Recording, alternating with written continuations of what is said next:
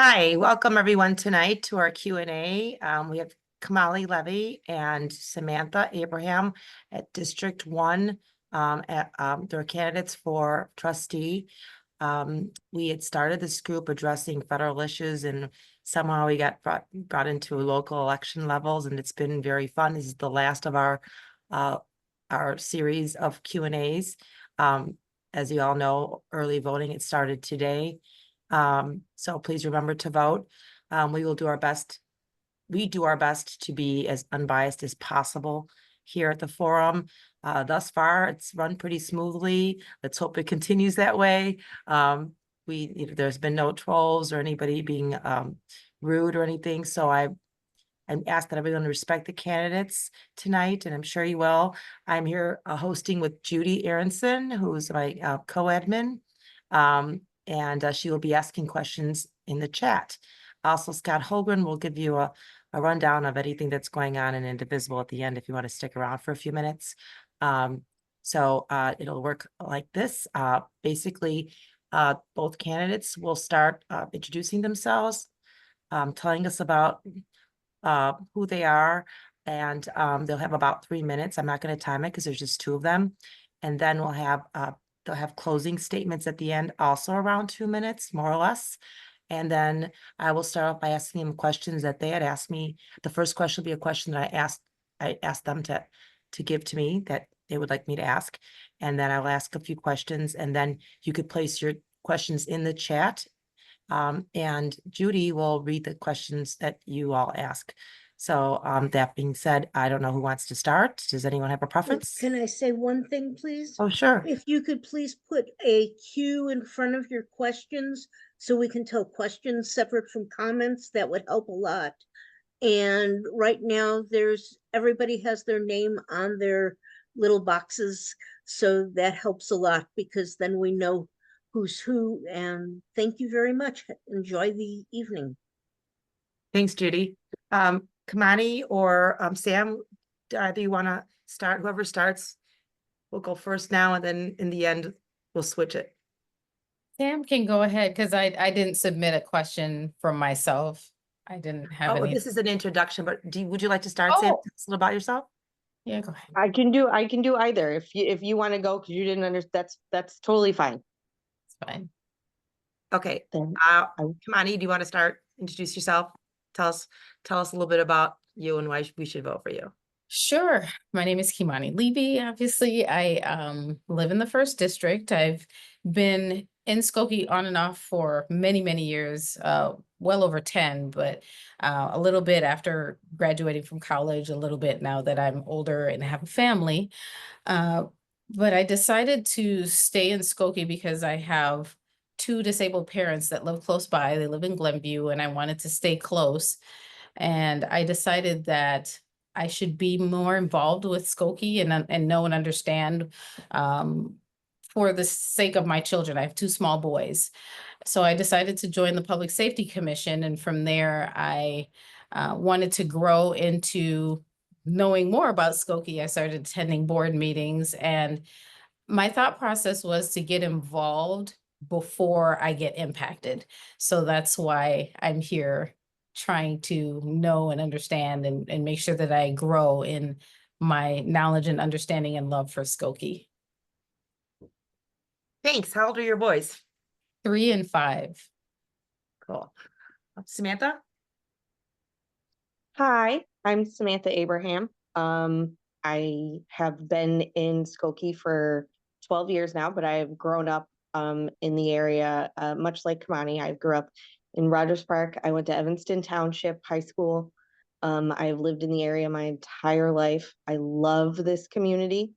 I went to the University of Illinois, and I got a degree in anthropology and classic civilizations, also with a background in psychology.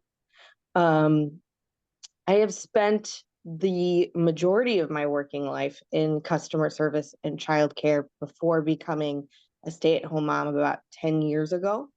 And I don't have any formal government experience or public servant experience, but I want to be clear that that doesn't disqualify me from this position, nor does it mean that I am incapable of running for this position.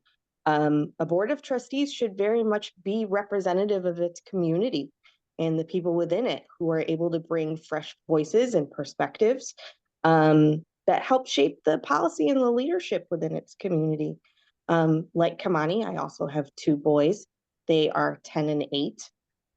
They love it here. I love it here. I married an Assyrian immigrant who also has grown up here since he was 14 years old.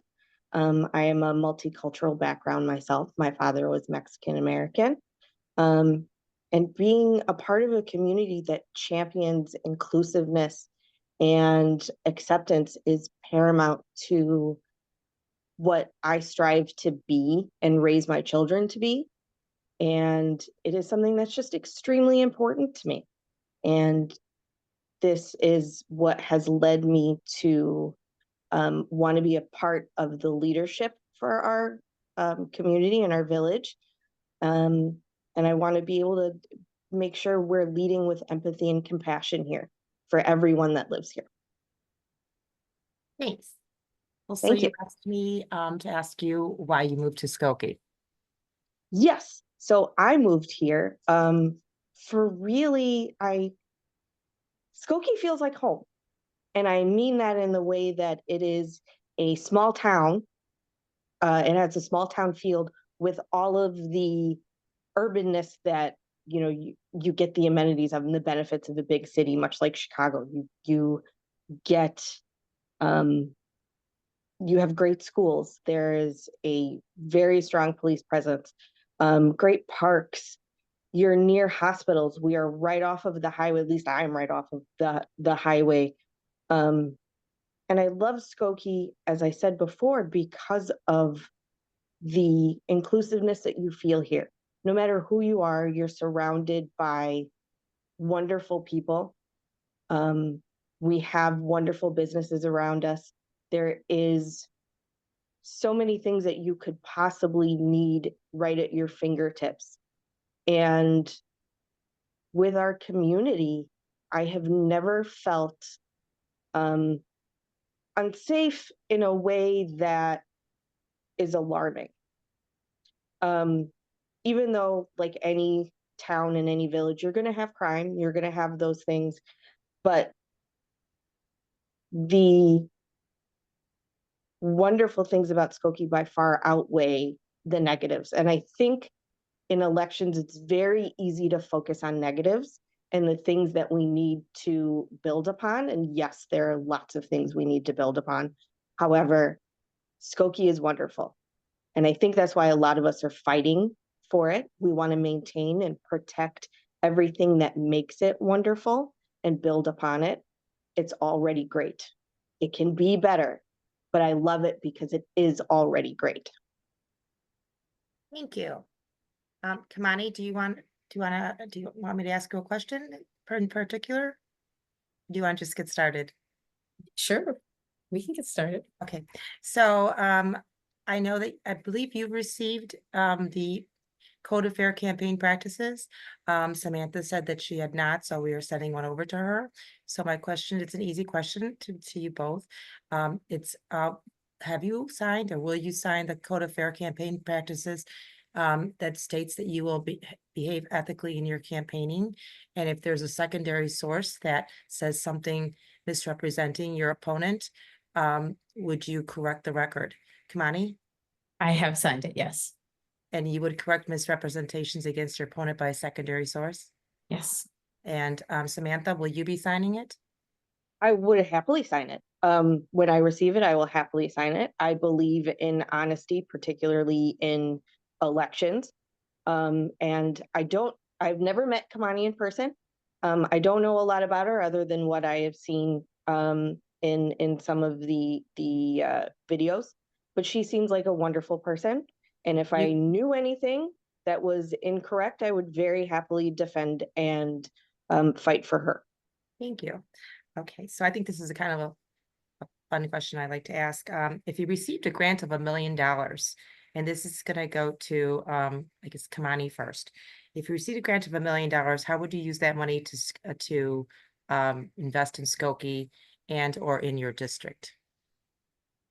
I think it would have to go towards, I feel like it would be best used to support prioritize initiatives that are most important to the residents. So whether that be affordable housing or increasing small businesses growth, public infrastructure, whatever that may be, I think as a village, we need to focus on what is most important to the residents and make sure that those items and issues are prioritized and attack the most important issues first. How would you distinguish the money from your district and at Skokie at large? That's a good question.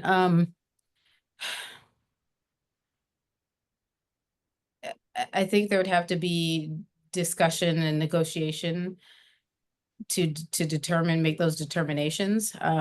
Looking at at Skokie, the village as a whole, yes, knowing and understanding what's important to my constituents is first, but then the secondary is ensuring that we're not causing harm to the remainder of Skokie, right? So Yeah. there would need to be some sort of, obviously, plenty of discussion and understanding amongst all trustees, including the at-large trustees, to make sure that we are not causing any harm to the village as a whole. Great. Samantha, same question? So I think a wonderful way to invest the money would be to invest in walkability aspects of Skokie. What I mean by that is that's going to include areas that need new sidewalks, improving and prioritizing areas, particularly around schools, and also areas that have been neglected in little pockets throughout Skokie, not just in my district, that very clearly have been neglected in terms of the small business areas. When you improve the walkability of a neighborhood, you're improving access to all of your neighborhood. You're increasing, that neighborly feel of community. You see people more often. You're improving the safety, particularly around schools. That's extremely important when there is an issue about speeding or a need for crosswalks. I know that that's an issue that has been brought up, particularly around my own children's school, that there is a need for sidewalks that are not installed. And when people have places to walk to, when you are investing in the small businesses, that is extremely important to the economic growth of our community. Not only when you have sidewalks and places to go, you're reducing emissions, you're reducing less cars on the street. And it starts to feel a little bit more like a small town. You're muted. That's right, because my dogs were barking. How would you distinguish the money that you would get from your district and the rest of Skokie? Well, I certainly would prioritize the areas in my district that needed that same need that I was talking about. I mean, there are areas along Dempster that could use some attention. There are certainly areas around Old Orchard that require in the plazas that require better accessibility, and business is doing quite well around there, but there's always improvement. You can always put in more small businesses anywhere that has the space for it. The areas around District 68 in terms of the school, I know that constituents have very much been talking to me about drag racing that has taken place, about speeding that has taken place. That affects everyone in terms of safety. So when you are addressing the walkability issue, you are going to be addressing a multitude of things. All right, well, you brought up Old Orchard, so I'm going to ask you this question next. How do you feel about Old Orchard being designated a blighted area? So I think the term blighted is what people are really kind of sticking to, and I understand it. Do I think that Old Orchard is a blighted space? No, not in the way that we view the word. But I do understand how there is nuance to it, certainly involved in the terminology that is used when you're trying to take advantage of funding opportunities for projects. And I know how it is being used here, and that is how it is being used here, is to address the areas that need to be fixed in Old Orchard itself. And it's you see many issues in Old Orchard when you're walking around. You see the parking garage needs some attention. You see Macy's, the professional building, they need attention. They have been around for decades. But the word itself is in relation to a mall here. And I think that's why a lot of people are having an issue with the word in comparison to other small business areas in and around Skokie. And that these plazas you can look at, particularly when you drive around Skokie, and you see that there are a number of pockets that could really use attention, where they had small businesses at one point and had to close down. There's several along Dempster, along Main, along Oakton. So when you're having that term being used for a mall that is owned by a multi-million-dollar corporation, and we're giving them incentives to stay here and build here, and then it's being termed blighted when you have areas that are very clearly meeting that definition, it's almost insulting to use the word, but it is necessary in the funding terminology. Kimani, same question to you. Yes.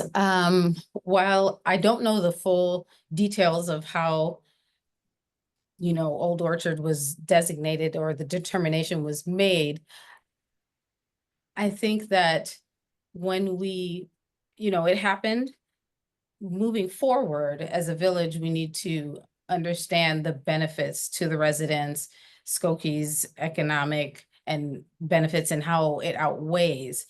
What are the impacts to our overall budget and the services? Will this redevelopment that's happening as a result of this designation, benefit the community with job creation, or will there be public space improvements? So having a clear plan to ensure that these revitalization efforts are sustainable and equitable is where the focus should be.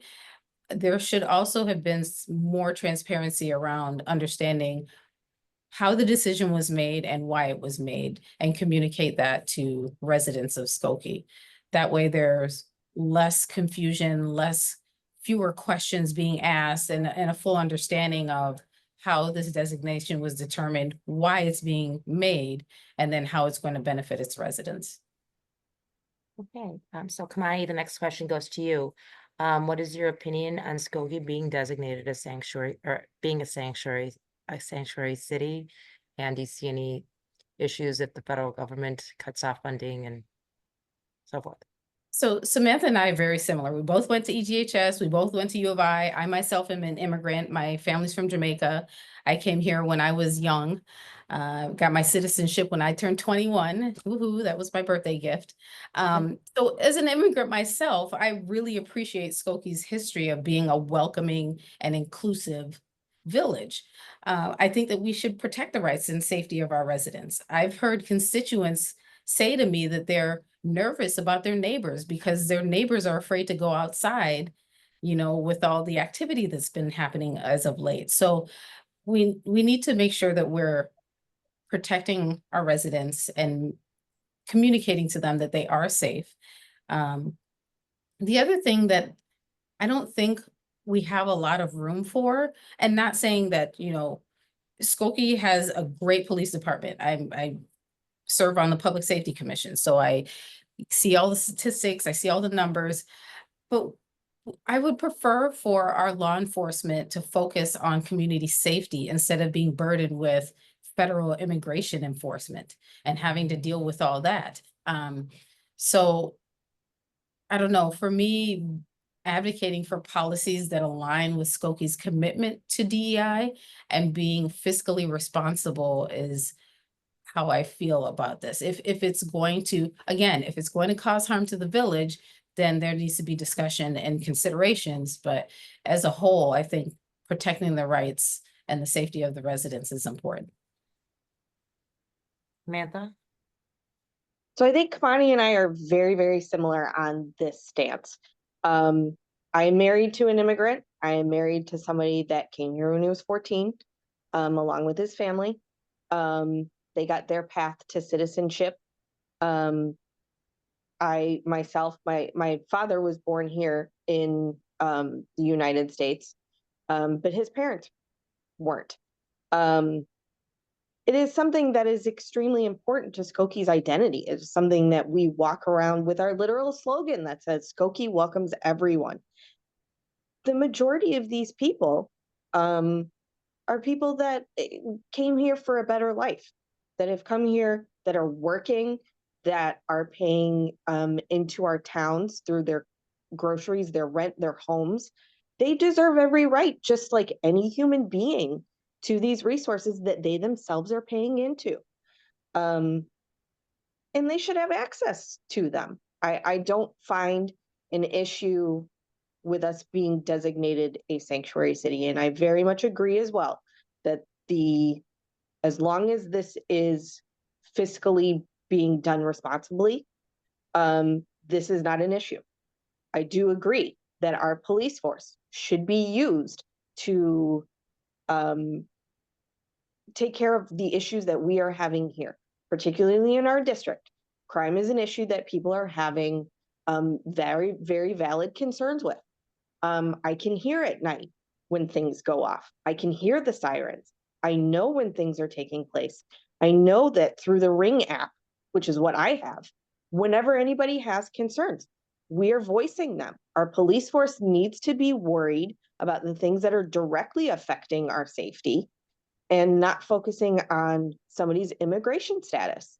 If they are living in a law-abiding way, I don't need to know what my neighbor is, what path they are on. If they are not bothering anyone, the Immigration and ICE service, that's their job. That's what the funding for the federal government gives them.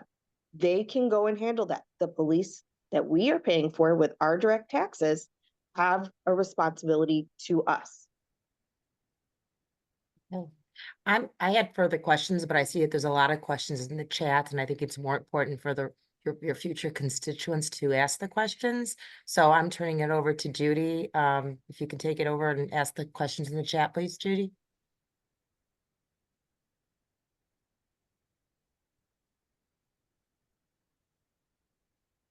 I was talking away and I was on mute. There are a lot, though there are 3 that are almost identical. So I'm going to do the first one and then I'm going to do 3 together. The first one is directly for you, Samantha, and that is, why were you not at the League of Women's Voters Forum at the Skokie Public Library? I am very glad that I can address this.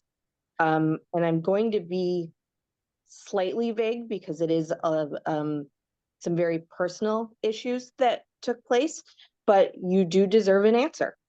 And there had been some confusion about the death of my father that has taken place within the year.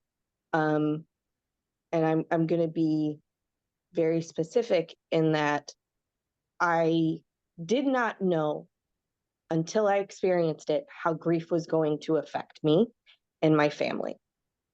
This was the first year with Christmas. This was the first year with his birthday, which was last week.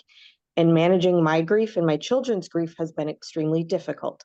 And on top of that, there had been some medical issues that had been taking place that are resolved with both myself and my children. And that prevented me from directly participating in the forum. I had originally agreed to the date that had been on a Thursday, and that was not an issue. And then the date had been changed. And unfortunately, I had a personal conflict that I could not avoid and was very much regretful that I could not participate because I very much would have liked to. Okay, thank you. And On behalf of everybody, I'm so sorry for your loss. I know that that's very difficult. And I do want to add that question was from Tess Cristobal. And I'm going to tell you who the questions are from here on out. I was supposed to do that. That's something new that we added in the last couple of times.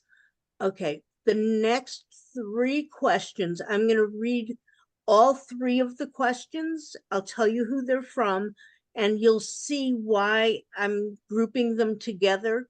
And then I'll give Kimani, I'll give you a chance to answer first because Samantha's been talking a lot right now.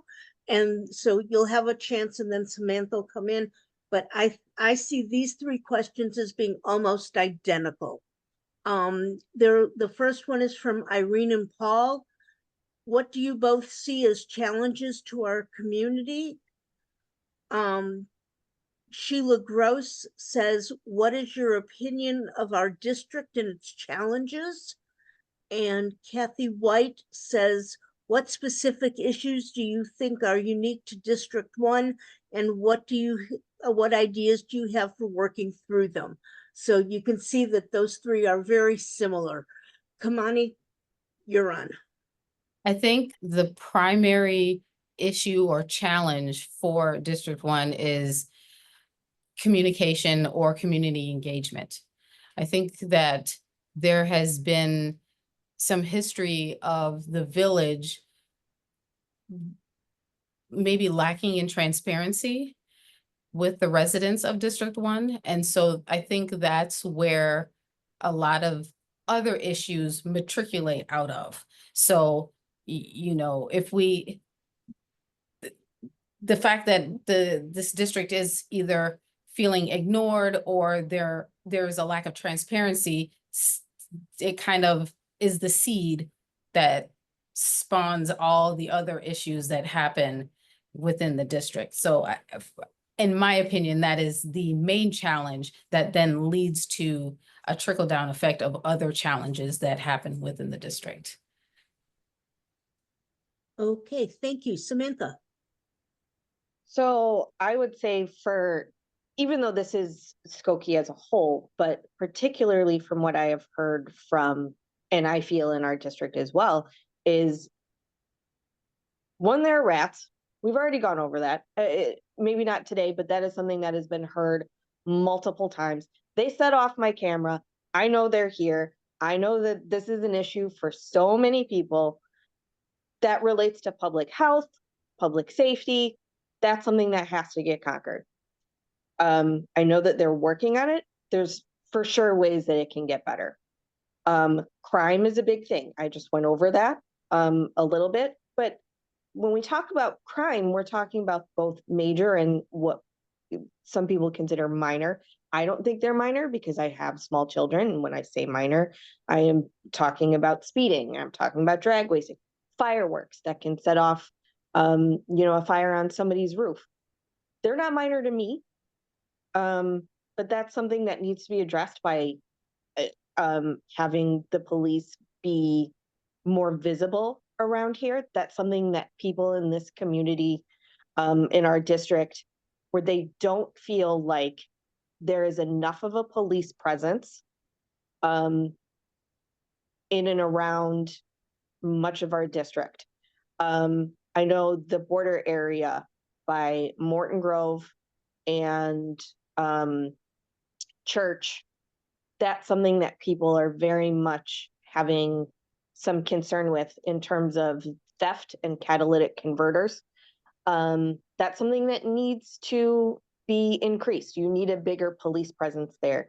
Affordable housing and accessible, adaptable, affordable housing for our area is extremely important. There needs to be better housing for people, safer housing. I had heard from, I'm going to steal terminology from somebody that I met yesterday, where she didn't like that it was called affordable housing. She liked it to be called workforce housing. And I think that that is a great way to put it.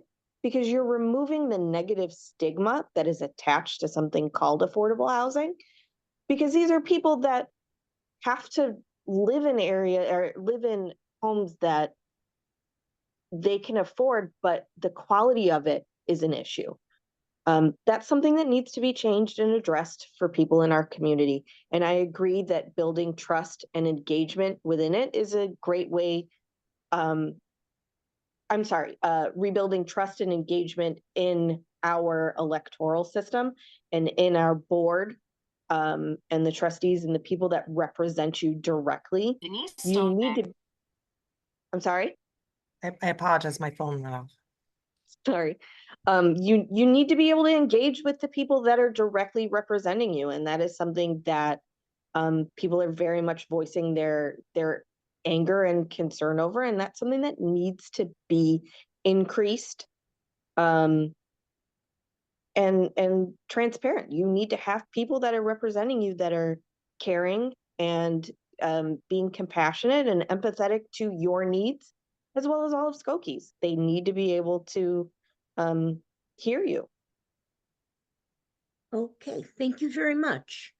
The next question is from Irene and Paul. How do you feel about splitting Skokie into 4 districts? We'll start with you, Samantha. I think it was fantastic. You had people that were living in a very specific area, not specific area of Skokie, but they were concentrated in an area of Skokie. And therefore, because you did not have people directly representing each area of Skokie that we have now split it into, it is easy to overlook somebody on the other side of the town. If you are not hearing or caring about what it is they are saying or needing, you're going to overlook them. And now that you have an opportunity to be heard and have somebody directly represent you that lives in your neighborhood, that sees the same things that you do, they are going to fight for your needs as well as everyone's, but focus on what it is that we need to take care of here in our district. So I think this was a fantastic electoral reform, and I'm very excited about it. Okay, thank you. Kimani. I feel a similar way as Samantha about it, that it was good that we now have representation from different parts of Skokie, different demographics that may live in different parts of Skokie. The only, I guess, I appreciate the fact that we now have better representation, we'll have accountability and more accessibility to the people that are, representing each district. And allocation of resources will be distributed more evenly now. My concern is maybe getting into division of the districts and the interests of each district. I'm obviously, it's a concern in the back of my mind, if you go to a board meeting, is there going to be, some divide among trustees because they have their specific district's interests, at heart, instead of thinking through, again, going back to not causing harm to all of Skokie. And then, of course, there's the potential for more bureaucracy. So these are all things that we need to know and have in the back of our mind, that these could potentially happen. But I do like and appreciate the fact that there will be better representation, the better improved allocation of resources, and then just the more what feels like grassroots involvement in the community, because your trustee is your neighbor. So they have a vested interest now. And I think that'll inspire more civic engagement in our residents, and have people have more and greater connection to their actual representatives. Okay, let's keep this moving because there's quite a bit there to go.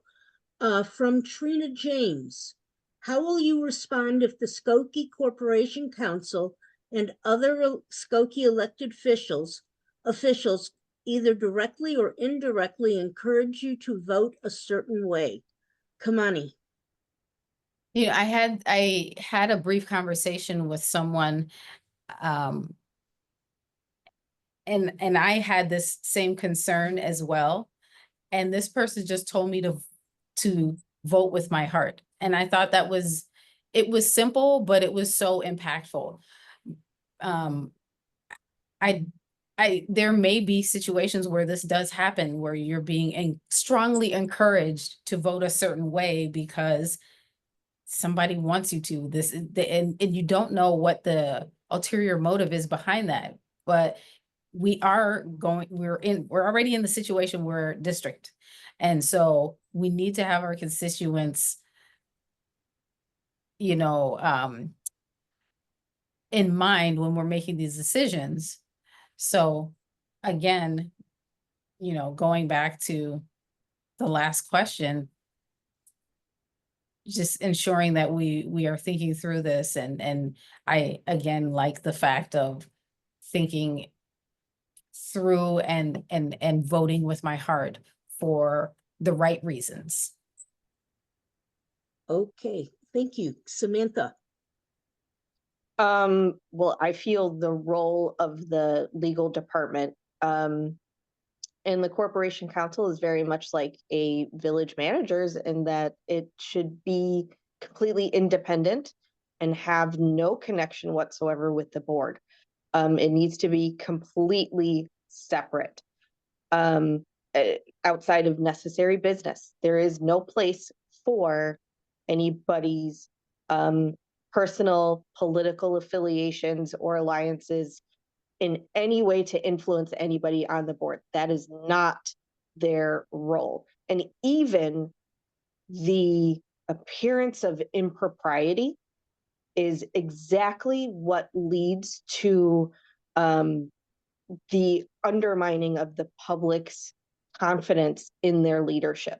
There cannot be any question that the people who are voting for you and representing you are being influenced by somebody that has no role in that at all. So I do agree with Kimani that yes, you should be voting with your heart. But we need to make sure that this is extremely separated. We cannot have any sort of connection or influence from people that are not on the board. Okay, thank you. From Lisa Silverman. How will you make sure our district isn't ignored compared to the other parts of Skokie? We residents were ignored when the Skokie Swift extension was proposed, but Van Dusen did change his mind when over 1,500 signatures and 500 people showed up at a BOE meeting. But when Carvana was proposed, our voices were ignored. Samantha, you're up this time. Well, what's wonderful, and we're going back to having district specific trustees, is my concerns are your concerns. I care that you have a voice and an opinion about this. That would be my job, is to fight for my constituents' positions. If we don't like something that is directly affecting us, and particularly our district, that's my job to come in and speak up. Particularly with Carvana,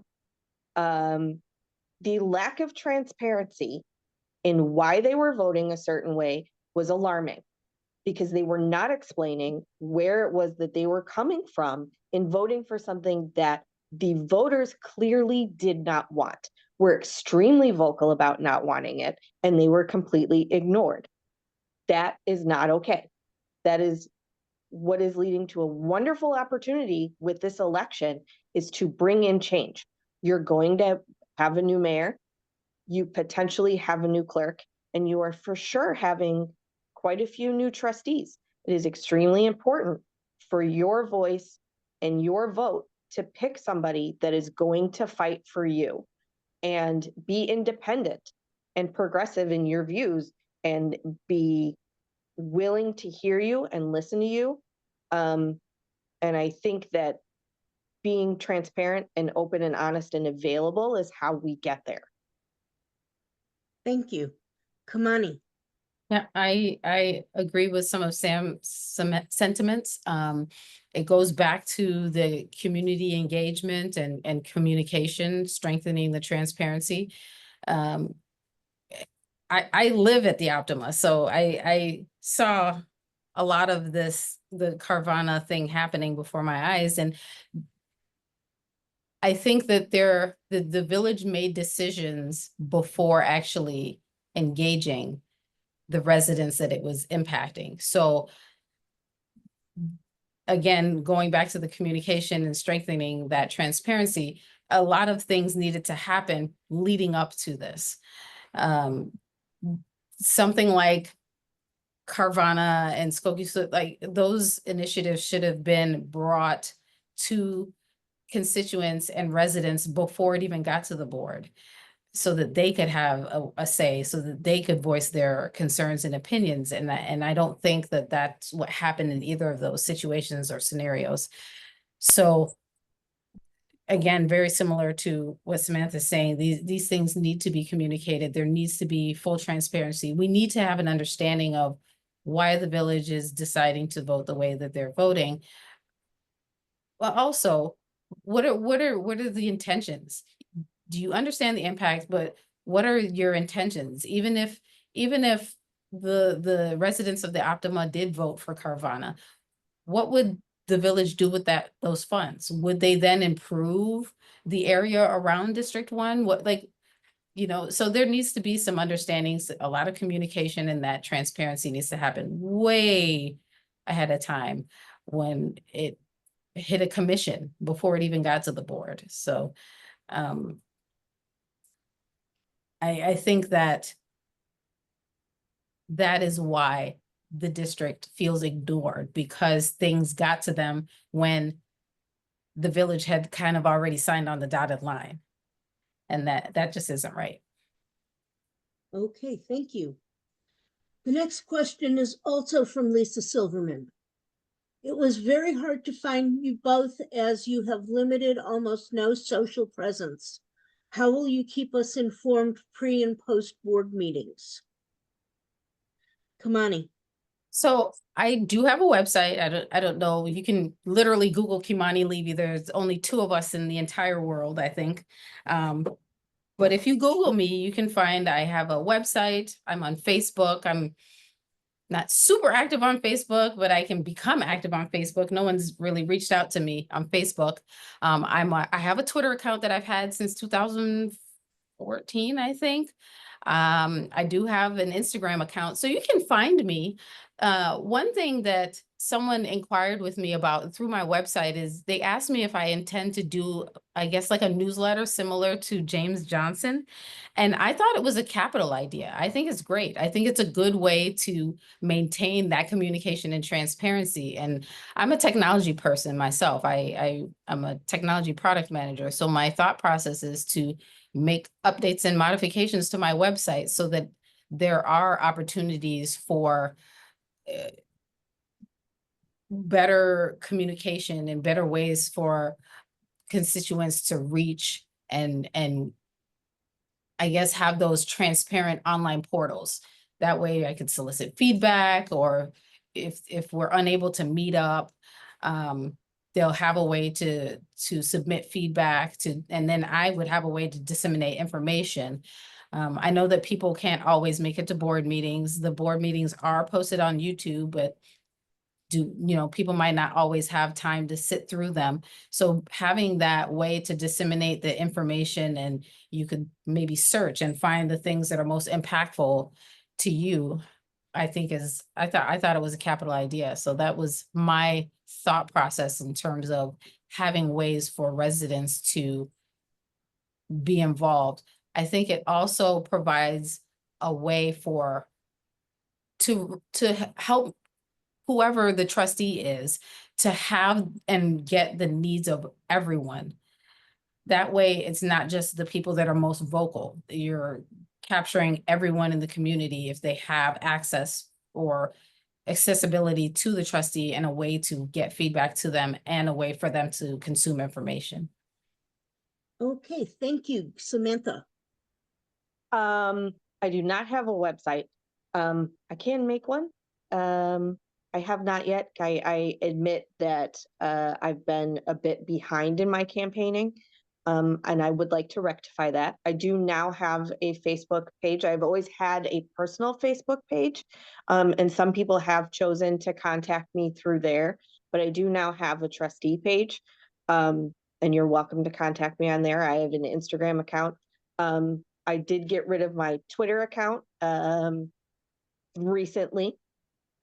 But I do also, like Kimani, agree that I think James Johnson's willingness to post board agendas and minutes and summaries has been fantastic. I would love to continue to do that, and I would plan to do that.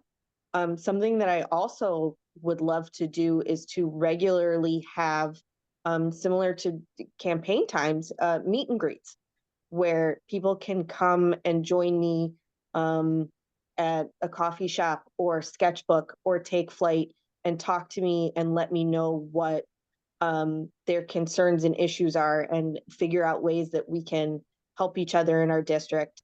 Also possibly have regular Q&As on my Facebook page and Zoom as well. Any way to boost engagement with people that are directly responsible for your everyday representation, we need to increase our engagement with the public. We need to make it easier for people to understand what is going on.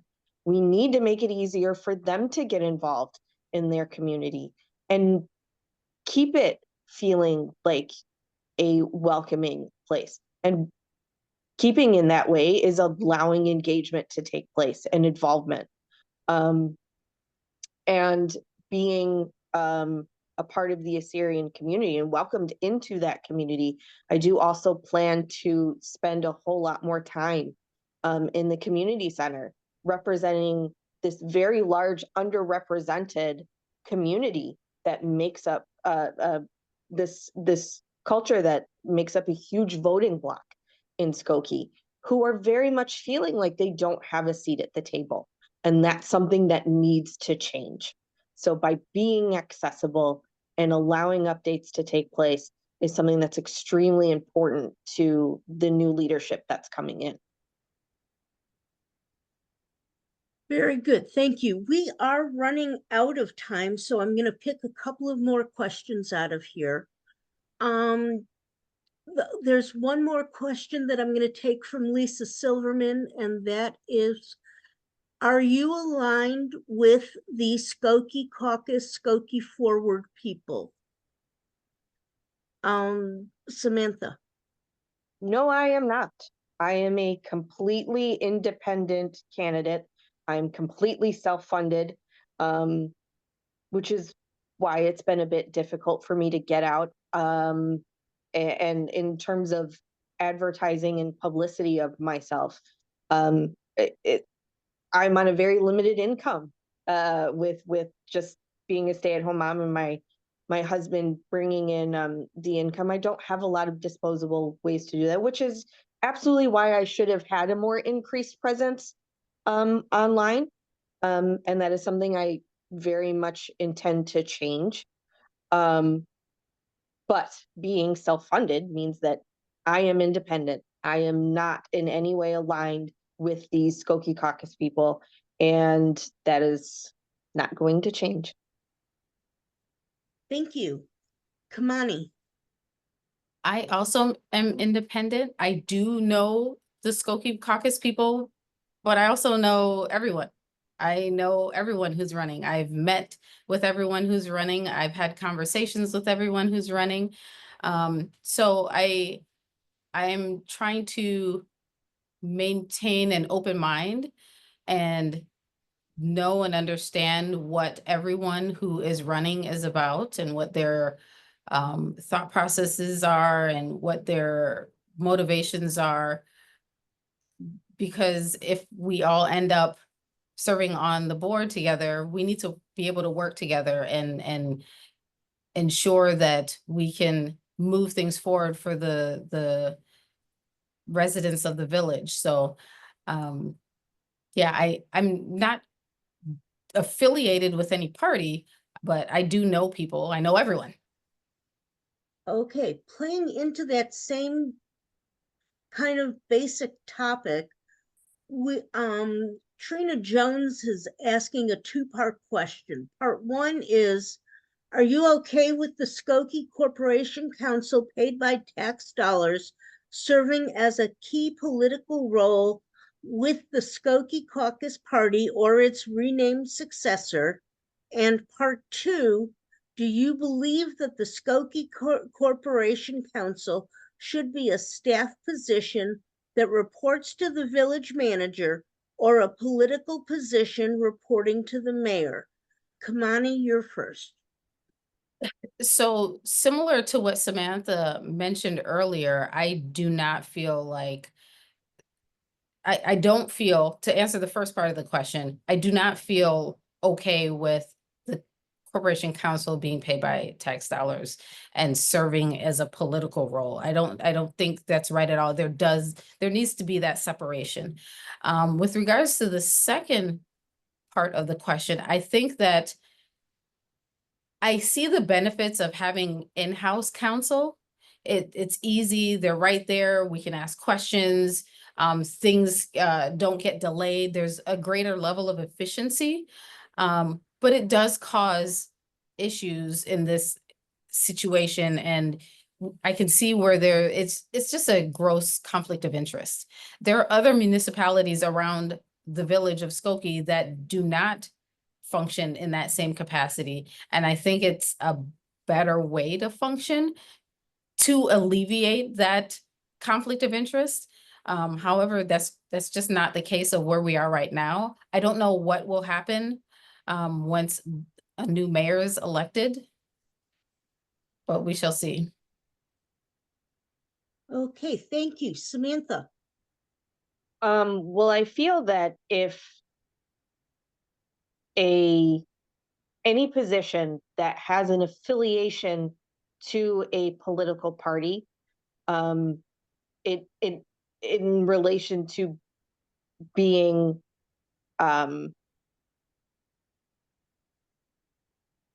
paid for by the tax dollars, this person's affiliations need to be completely transparent. They need to be completely separate from the board and the mayor. And if they are as beholden to their political party as it is appearing to be, then this is a role that needs to be voted on. You need to have the voters have a say in who they are voting for if it is not separated. Because these are nonpartisan positions. It's supposed to be that way. So if somebody is having issues with separating that from their actual role, that's an issue. Like I said before, even an appearance of impropriety is a problem. If they're going to be appointed, then it needs to be very clear with the mayor who they are hiring or bringing in or keeping, and they need to be able to separate who they are and what they stand for, and be willing to dismiss them at any point if they are showing their own bias in their role. So I think it's very much, it doesn't feel good to have this in place currently. I think with the new mayor, there are some decisions that need to be made.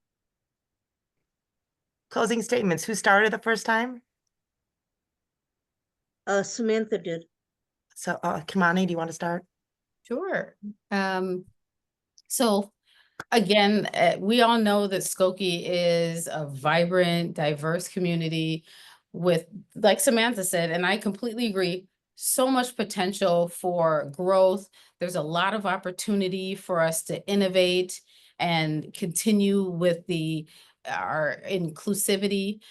My goal as trustee would be to ensure that Skokie remains that way and then some, and continues to grow.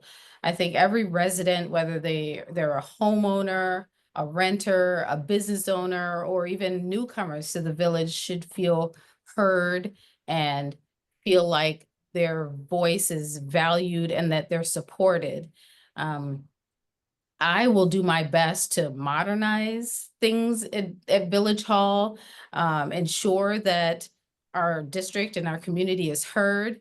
I heard you guys in today, and I'm going right back to the Public Safety Commission meeting to talk to Chief Barnes and ask him where all the police are, because I see them here. I don't always see them out there. So making sure that we, support the economic development of Skokie, and that Skokie remains just welcoming and a thriving place for everybody to be. And most importantly, I think all of this starts with governance, listening to its constituents, listening to people, being accessible, being transparent, and just being committed to making the right decisions for the entire community. Not everybody's going to be happy with all the decisions. And if we again go back to looking out for our constituents and not causing Skokie any harm, I think we'll be in a good place. So a collaborative approach, a communicative approach is what the board needs. And I just hope that we can continue on this upward trajectory for Skokie together. Thank you for having me. I really appreciate it. Samantha? I also want to say thank you so much for giving me this opportunity to take questions and hear from people that did have a hard time getting a hold of me, and I do apologize for that. And I just want to say that this is a very important election that we are in. And it is a wonderful opportunity that voters are being given to make sure that their voices are heard through fresh candidates, fresh independent candidates with new perspectives and fresh leadership that is willing to lead Skokie through some of these uncertain times that we are living in, and people that are willing to fight for you, that you trust are willing to fight for you, that are willing to rebuild that trust in the community that so many feel they have lost in their leadership. And we know that there is going to be change in Skokie, no matter what, in your leadership. And you have a wonderful opportunity to choose who you want to speak for you. And, we're a wonderful community that is supported by acceptance and inclusivity. And it requires a board of trustees that reflects that and reflects the makeup of its constituents and its village. You need to have as many voices as you possibly can brought to the table so that everybody feels represented, not just in their district, but also within their cultures. And, like I said before, I've been welcomed by the wonderful Assyrian community, and they're lovely people. And this is an opportunity that they have been wanting and welcoming, is to have somebody speak up for them. And I'm not just speaking up for the Assyrian community. And I want to be clear about that. I want to be able to speak for everybody in our district. I want to make sure that people know that they are being heard and they have somebody that is willing to be held accountable, and willing to listen to them and be compassionate. And I really hope that I get this opportunity. So thank you very much for giving me this space. I want to thank both of you guys for coming. I know it's not easy to do, and we really appreciate it.